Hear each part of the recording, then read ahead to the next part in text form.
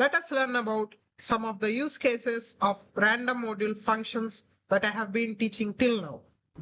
Hello guys. This is day 9 of me learning something new. The random function generates a float between 0 and 1, which is perfect for random probabilities for any games that you want.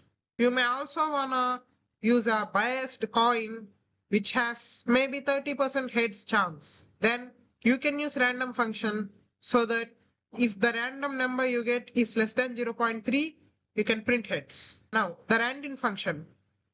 Since it randomly generates a number in a range, we can use it to mimic a six-sided die in board games. We can just put random.randint 1,6, which mimics a six-sided die in a board game. Coming to randrange function, this can be used to randomly generate multiples of 2, multiples of 10, multiples of 3 by appropriately adjusting the value of step, start, and stop, the choice function.